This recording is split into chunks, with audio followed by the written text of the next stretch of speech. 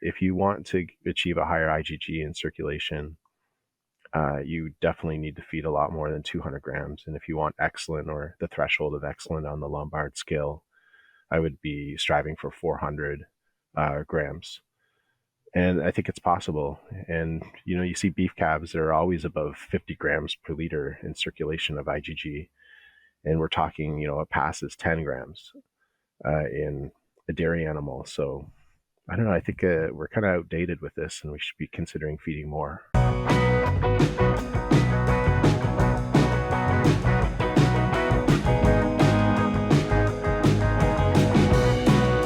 Welcome back to the Dairy Podcast Show, brought to you by 𝗦𝗽𝗀𝗃𝗃𝗃. My name is Barry Bradford from Michigan State University.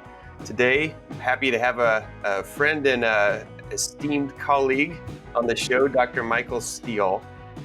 Dr. Steele is a professor at the University of Guelph and an NSERC Industrial Research Chair in Dairy Cattle Nutrition. And he also serves as an executive member of the Canadian Society of Animal Science. Mike, thanks for joining today. Yeah, thanks for having me, Barry. So I think you have a really cool sort of background that sort of led you into academia. Can you give me a little bit on, growing up, were you involved in ag, and then where did you go from there? Yeah, I grew up on a dairy farm. It was a genetics farm. We loved to superovulate, sell embryos, show cattle at Madison every year. And I thought I wanted to be a geneticist. And then I found out it was all quantitative statistics. And I immediately flew away and went to physiology and nutrition. And that's where I got really interested in undergrad. And I thought about dairy farming as well, taking over the home dairy farm.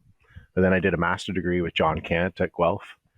Then I worked in China doing some consulting. Then I worked in the animal nutrition industry for Master Feeds in Canada. And then I went to ADSA, my first month of that job at Master Feeds. And that was my first ADSA. And I had no idea what anyone was talking about. And I knew at that moment, I have to do a PhD now because I really want to know what everyone's saying. So that I ended up saying I'd never do a PhD at Guelph because I did all my degrees there, and I started eating my words when it seemed to be the best opportunity for me, and I did it with Brian McBride. And then I worked in industry after my PhD for Trow Nutrition, or 𝗦𝗽𝗀𝗃𝗃𝗃 Canada Ag Research is what it was called at the time. And lucky enough to get into academics at the University of Alberta. And it was really during my time of Trow, it was really fascinating. I had a lot of connections with industry, and we were doing some really great research. But I started working with students again, and I knew like the time I was at ADSA, I have to do a PhD. At that moment, I knew, okay, it's time to look at professor jobs because I kind of need to be around that student to motivate me and keep me alive and vibrant. The young minds are always inspiring. So that's how I got into academia at the University of Alberta. And now, 5 years later, I transitioned to Guelph, and I've been here since. Typical fresh cow incidence of clinical hypocalcemia is 3 to 6%, while subclinical hypocalcemia affects 50% or more mature cows. Based on cutting-edge research, 𝗟𝗃𝗃𝗃 offers a new approach that is build effective and the ZDUs. For more information, visit www.protecta.com. And I could say, as somebody from the outside looking in, that seems to me like you're one of our better mentors out there in the dairy science world. How many students are you mentoring right now? Graduate students? Yeah, I think around 12. I'm actually in the process of downsizing a bit, and I think under 10 is my sweet spot. But you apply for grants, and you've got so much momentum. And it's so exciting, and sometimes you bite off a little too much. But I think, we managed to keep it together as a lab. It's a very cohesive group. And, I say this to a lot of people, it really embarrasses my students. So that's why I'm going to say it. But I think of the lab as a basketball team. I'm a huge basketball fan. And I really just want to be a general manager to an NBA team. And I think of my lab as that. So moving parts, I want a point guard, power forward, and everyone's, playing off each other. And so we've managed to keep it together, even though we've been extremely busy for the last 8 years, especially. Yeah. And actually right now you're general managing from across the ocean, right? Can you tell us a little bit about Yeah, yeah. So I had my first opportunity to do a sabbatical, so it was very easy for me to decide to do it with Wageningen University. I've always wanted to go to Wageningen University, even during my PhD, a postdoc. I thought I was going to go, and even in private industry, I thought I was going to move over here. And I've always enjoyed being in the Netherlands. During my time with 𝗟𝗏, I would come here 3 to 4 times a year, and a lot of my good friends are here too, and it's been a lot of fun working with the Wageningen group. I also have a lot of students working with 𝗟𝗏 nutrition here.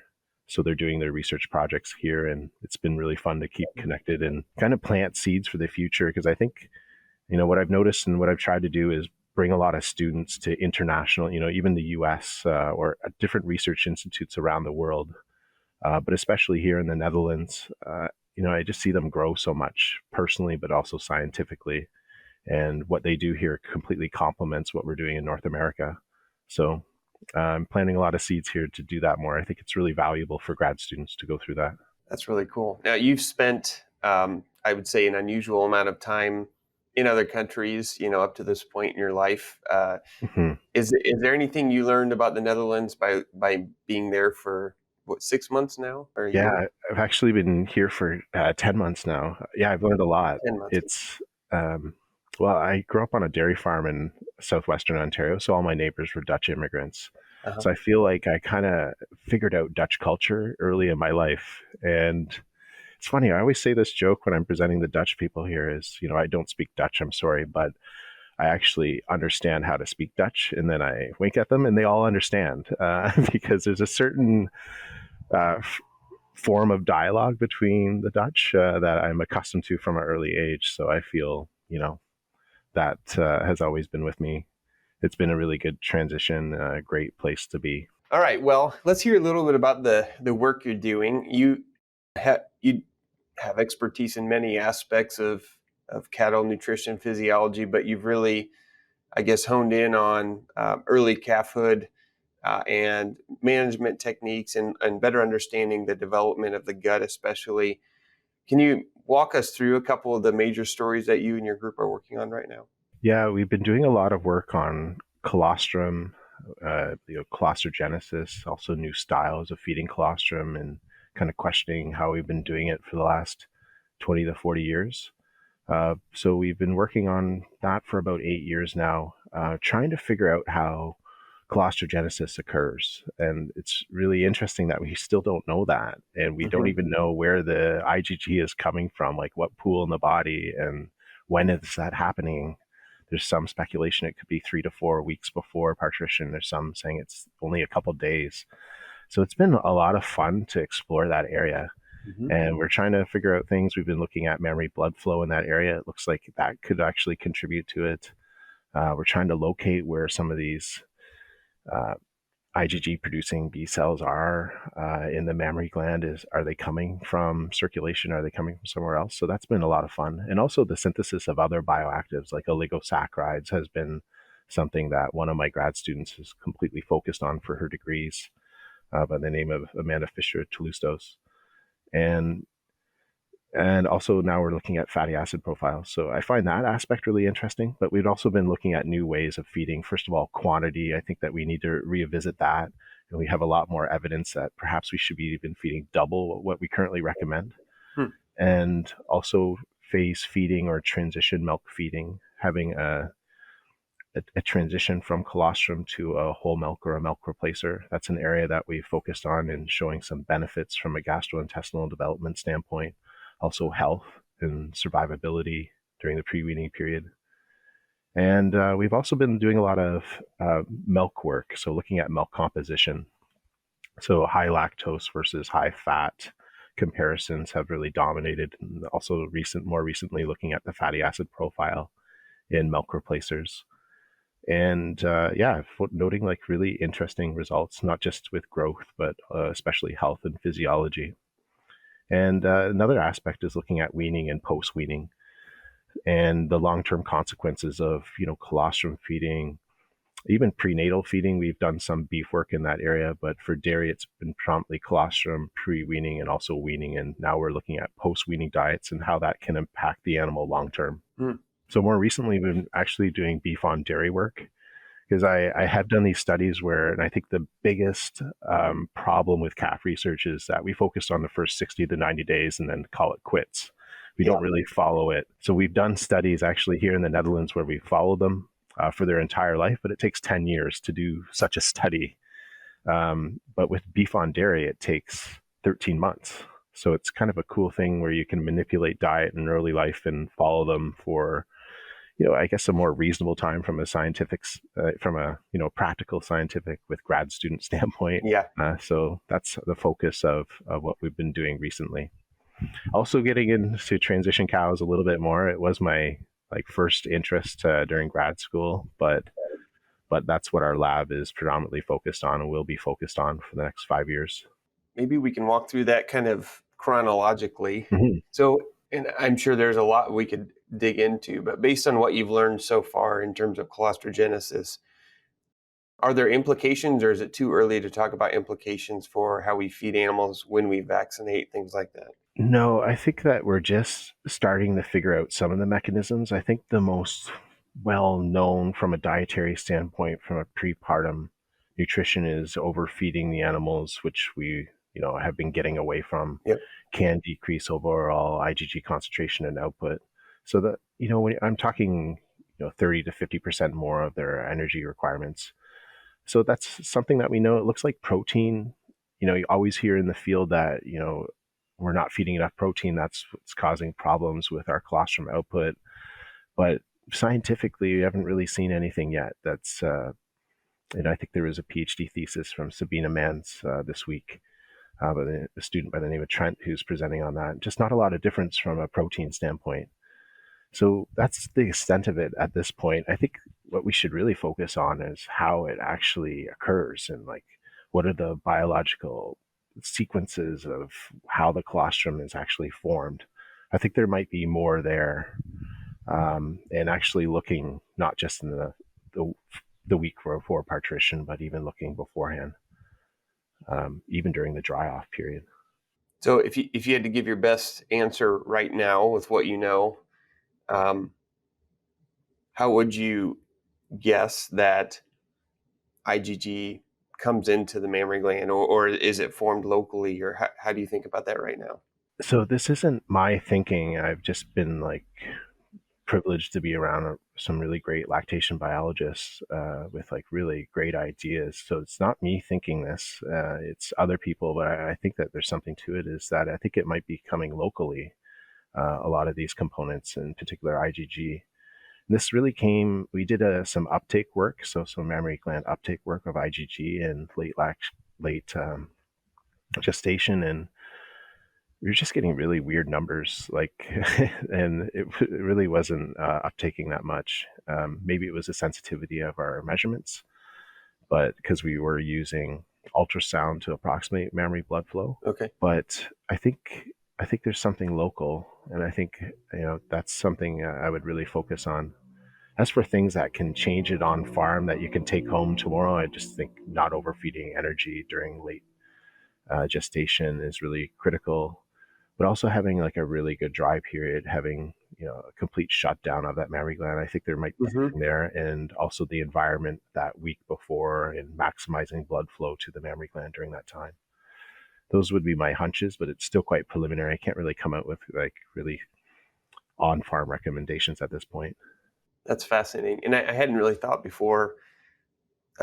We now know pretty well that mammary involution, shutting down the mammary gland, as you said, it very much involves the immune system locally, right, in the mammary gland. Mm-hmm. And so if that's still ongoing because it hasn't really properly resolved before you start preparing for the next lactation, how does that crosstalk affect local B cells that might be making those antibodies? It's an interesting thought. Yeah, so we have some biopsied tissue right now that we're unfortunately, we didn't do flow cytometry on it to look at these cells in real time, but we're just looking at it with some histology. And yeah, I think there's all kinds of mysteries with respect to that interface between colostrogenesis and the immune system. So it's enough to keep you busy for multiple decades, I would say. All right. Well, what about on the calf side? You said you have some evidence now that maybe we should be feeding a lot more colostrum than we traditionally recommended. How did you arrive at that? I just think if you're going to be trying to hit the new Lombard scales of and the thresholds, you have to feed a lot more than what we're currently recommending, being 200 grams of IgG.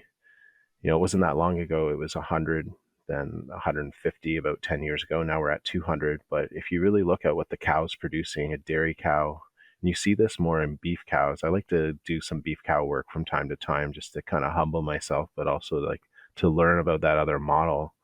Because it is quite fascinating because their IgG levels are like off the charts compared to a dairy calf.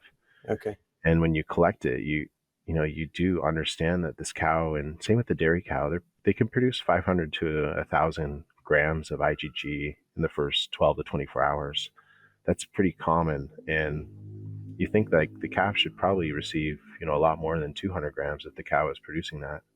You can argue that, yeah, there's a volume effect, of course, but even half of what they're producing is still far greater, if not double.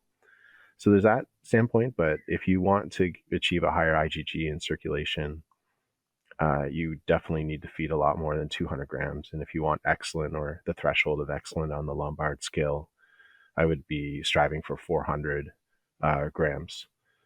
And I think it's possible. And, you see beef calves, they're always above 50 grams per liter in circulation of IgG.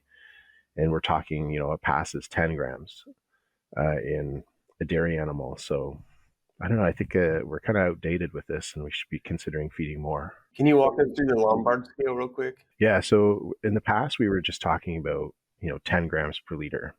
So what the Lombard scale has is incrementally increased that, so that we have different thresholds where it's fair, good, excellent, above the failure being 10 gram. So, I think that something that would be excellent would be about 30 gram per liter. But it is possible if you feed enough colostrum to a calf, and I know some dairy farms that are actually doing this, high quality colostrum, you can reach over 40 gram per liter. There's sort of somewhere, getting closer to what a beef calf would be. So I think there's all kinds of possibility. But I think that one thing I want to stress is we're just talking about IgG. And that's just one of thousands of other components. So yeah, it's important. And I think it's kind of a proxy of other, bioactives also being delivered, because some of them are very closely related to the concentrations of IgG. But yeah, there's hundreds of other components within colostrum. And this is just one thing and one guide that we've been using successfully on farm. It's very applicable, but it's just one. And it's arguably, I think the other bioactive components outside of IgG, and even when the gut is closed, can have some really amazing impacts on calf health. And we've been showing that by feeding colostrum later on in life too, during different phases and different, situations of health concern. Yeah, it kind of brings up something we've been sort of joking about in my group of the humans stealing all the colostrum from the calves. And you said we're going to have to wait several decades for you to totally understand colostrogenesis so we can crank up production. And maybe your Ontario farms don't have problems with colostrum supply, but we certainly do, especially in the fall. Mm-hmm. If somebody wants to achieve these targets you're talking about, but supply of colostrum is a constraint, what advice do you give? Do you think colostrum replacer is a solution? Yeah, I think that a lot of people debate about the differences between fresh pasteurized colostrum, frozen colostrum after pasteurization, colostrum replacer. I think first and foremost, maybe we should feed more before debating these finer points. I think, you can still achieve really good passive transfer of immunity, and all the bioactives are pretty much there except the cells. And if it's done properly and it still has all the components of a whole colostrum, I think that a colostrum replacer is a good alternative. Also, having a freezer bank of colostrum as well. But if you're not producing enough, I would say colostrum replacer is suitable. There might be some biological differences from doing this, but I think that we're not even close to, on a farm standpoint, even considering the impact of that when we're not really feeding enough. Fair enough. So I guess my recommendation would be a colostrum replacer, Okay. or establishing a freezer bank of it. But I think you have to be very careful with colostrum replacers too. Great. Just because it's called a colostrum replacer, it can be very different. And I think, making sure that it's very close to whole colostrum is and not fractionated too much is something important to consider when looking at colostrum replacers. Okay, good advice. All right, what about milk replacer composition? You've done work on sugar versus fat as the core energy supply. What have you learned there? Yeah, I've learned that it looks like in early life you can change metabolism by a high lactose. When I'm saying high lactose, I mean over 45%, compared to what it would be like in whole milk being 35. Okay. And then high fat, I've always wondered why we're feeding such low fat, sometimes 50% of what it would be in whole milk. And it comes back to lean muscle growth. I noticed in some terminology that I came across in the literature. So it really made me question, and this whole idea that high fat, they won't eat starter, that's been shown in many studies, but not all studies too. And I think that we just needed to challenge it again. So what we did is we did a lot of higher plane nutrition studies comparing a high lactose versus a high fat. I'm saying a high fat, it's just over 25%. So it's actually a little bit lower than what would be your typical milk in North America. Yep. So what we found is that it does impact insulin sensitivity. It's only in the first, weeks of life. So does this have a long-term consequence? I'm not really sure. But it looks like it does affect metabolism. It also affects gut permeability, but not in the way that you would think. So just because of the high osmoles of a high lactose, I thought that it would be higher gut permeability, but that's actually not the case. It's the other way around, which made us think more about what about the fatty acid composition. And when you look at the fatty acid composition, we try our best to maximize or match it with whole milk, but there still are some pretty major deficiencies here, especially in the short chain fatty acids. Some of the medium you can take care of with some formulations, and also the polyunsaturated fatty acids. So we've been just trying to match that a little bit more and challenge not only the fat content or the concentration, but also the composition. Because I think, as fatty acids are so bioactive, it's just basically like a dream for a dairy researcher to study fatty acids, especially if you're interested in whole animal metabolism, but also cellular metabolism and what they can turn on and off is quite fascinating. So now we're kind of translating this into beef on dairy and feeding animals in early life high or low lactose and fat, not just during the pre-weaning period, but also post-weaning, and seeing how that impacts adipogenesis and potentially carcass characteristics and things of that nature. So that's kind of the evolution of that in about 2 minutes, but it's been about a good 6 to 7 years of research in that area. 𝗟𝗶𝘀, an ounce of prevention. 𝗟𝗶𝘀 LLC is a Wisconsin-based animal wellness company focused on the development of state-of-the-art animal hygiene technologies.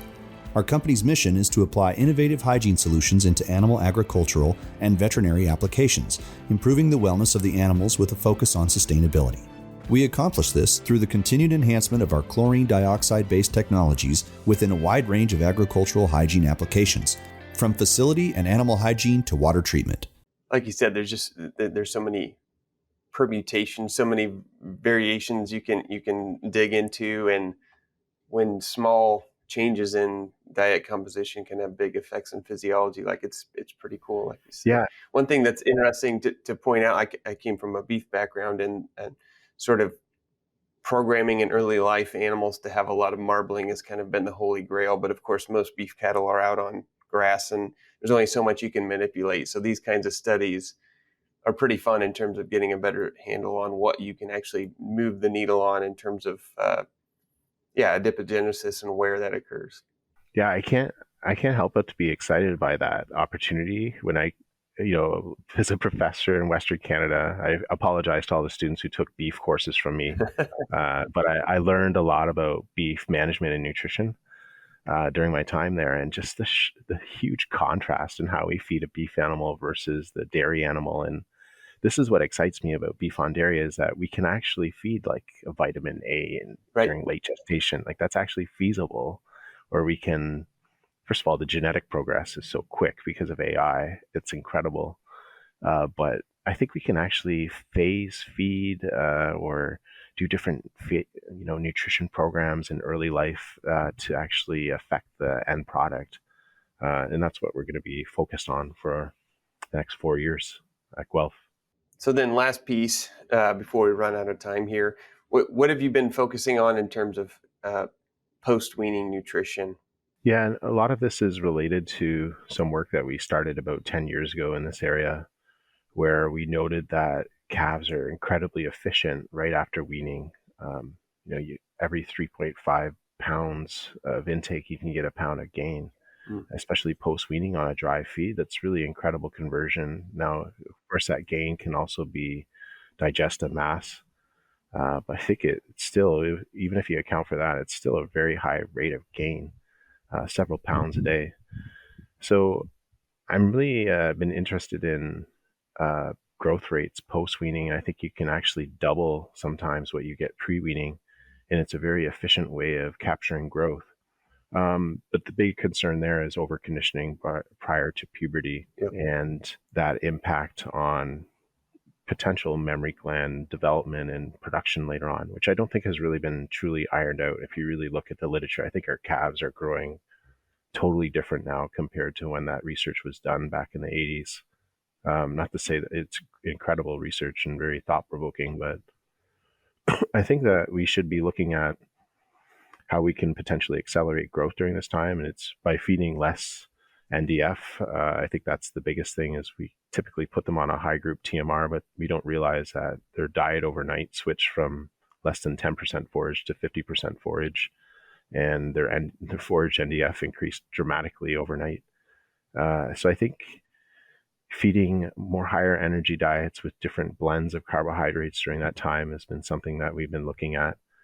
And more recently, looking at different nutrients and how that could potentially be impacting their growth, but also their metabolism, nutrient utilization, and clearance, and also their end products. And that's where the beef on dairy work is, where we're taking it. So it's kind of evolved to figuring out that I think we overfeed forage NDF to a lot of these calves, and it's restricting overall intake, passage rate, and growth.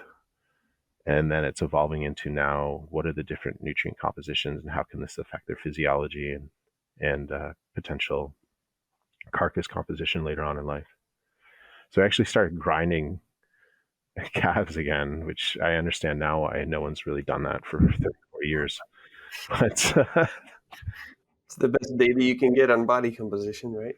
Yeah, we're looking at ways of not doing that and estimating it, but unfortunately you have to do some subsets. But I still think that that's like really valuable research, and it's great to do molecular and microbiology, but I think like that branch of research has really been exploited recently, or understudied recently, and it's so useful. So that's some of the stuff that I'm doing here at 𝗏𝗏𝗀𝗃𝗃. It's time for our famous three. Elevate animal performance with 𝗏𝗏𝗀𝗏 Animal Nutrition, your trusted ally in excellence. Their high-quality feed ingredients like coated nutrients and fat powders provide ruminants with extra energy, boosting health, productivity, and cost efficiency. Unleash your herd's potential with 𝗏𝗏𝗀𝗏. Well, this could go on for a long time. I love picking your brain. You're a good thinker, good scientist, but it's time that you go under the needle and get these three questions that we ask of everybody. So first of all, what's your favorite dairy-related book or resource? Yeah, I think there's no surprise. It's the Journal of Dairy Science. I'm sorry to be so cliche, and I'm sure many people have said this, but I also have utilized other resources. Like our government resources are really strong in Canada. And from a practical side, on the calf side, especially Calf Notes by 𝗟𝗽𝗃𝗃, I've always been a fan. Yeah, so those would be some of the top resources that I use. But yeah, of course, Journal of Dairy Science. And recently, maybe I shouldn't even put this on a podcast, but I've become addicted to ChatGPT, and I'm really amazed by how much you can get from that.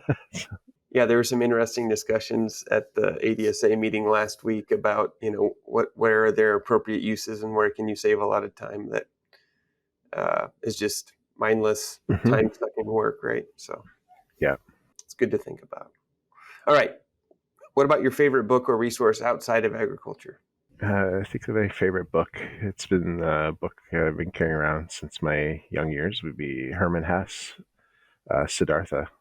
I know it's like the first book I truly enjoyed, and I've always gone back to it every like 5 years or a couple of years, just a quick afternoon read, and it just kind of grounds me. So I would say that's one of my favorites. That and Archie. No, no, but I think I would have to say that was my favorite one for like my lifetime. Yeah. Yeah, for a very short book, there's a lot of profound thoughts in there. Yeah. All right. Third question. In your opinion, what sets successful dairy professionals apart from those who are less successful? Well, of course, passion. Yeah. You have to be passionate, and number one, but also like willing to take risk and be okay with it. Yeah. So in certain environments, you're able to take more risk. I think I've been really fortunate. I was able to take a lot of risk during my academic career. So I would say that I really appreciate that, and I can see a lot of benefits through people who can take risk and do things that other people aren't doing, and be okay with being wrong too, and accepting it and moving forward. Always looking to move forward and being resilient. Yeah, I'm going to say resiliency is also a huge one. That's what I see. That's what I see in my students too. The successful ones, they all have that characteristic. Like, oh, we failed. Okay, let's keep on going. Like next one. Yeah, I think that those are the characteristics. Excellent. Well said.